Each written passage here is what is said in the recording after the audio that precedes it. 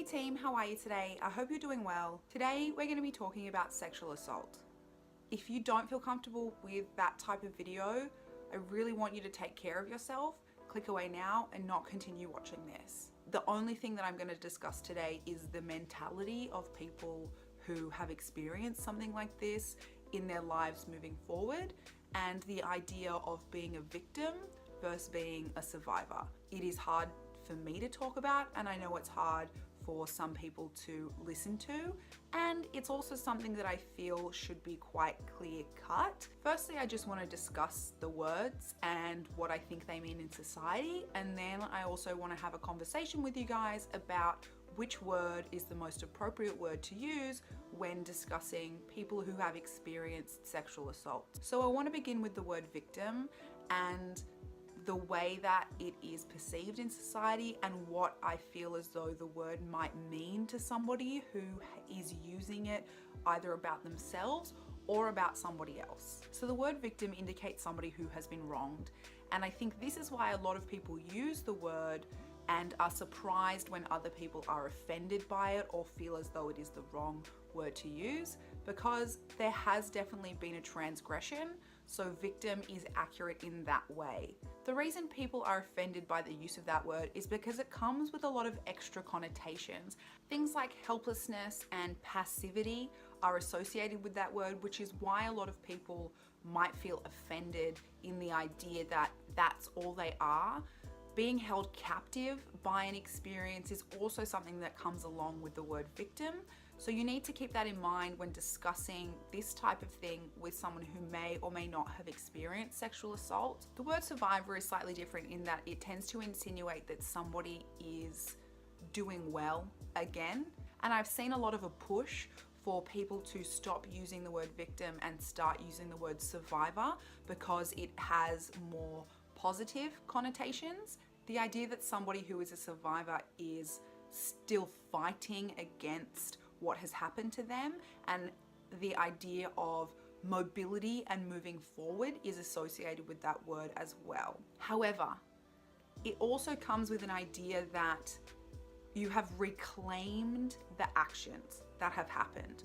And a lot of people feel as though that might include a concept of acceptance, and they may never be ready to accept what has happened to them, normalize it within their lives, and forcing people to do that by forcing people to change their language can be quite damaging to their personal journey of understanding and being able to continue with their lives.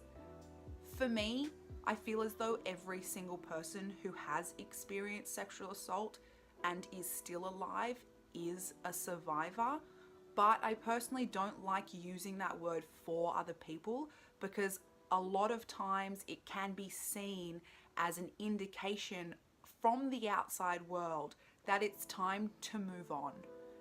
Because of this push to change from a victim while maybe a police investigation is happening or quite soon after the incident, to a survivor maybe a year or two on, and those are the languages that we use as a society in media, it does tend to force somebody to feel as though they're no longer allowed to discuss what's happened to them, or that they have to accept what's happened to them when we start expecting people to change their language from victim to survivor. I understand that a lot of people find that language change to be empowering, but at the same time, I think we need to respect that not every person is ready to feel empowered by something that was very disempowering an act. I think it's very important that if you have experienced sexual assault, that you have a personal journey that involves finding language that represents your experience, whether that be victim, survivor, or another word entirely.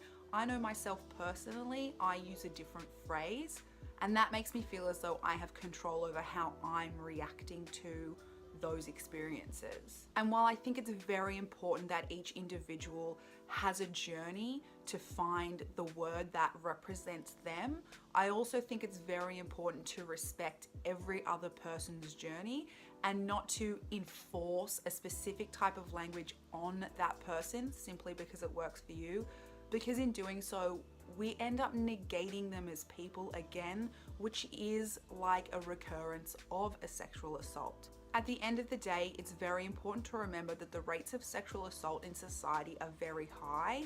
For women, it's as high as 1 in 5, and for men, it's as high as 1 in 10. So no matter who you're speaking to about it, whether or not you have knowledge of somebody else's experiences, they may have had something happen in their past that you're not aware of, and we all need to be respectful of each other's journeys in finding the right language for us. Thanks team, and I'll see you again next time. I hope that I've given you a little bit more information as to why some people may or may not use certain terms to describe themselves or others, and what that connotation might have in a greater sense. I hope that moving forward, you can be more mindful of other people's experiences and be more respectful of each person's personal journey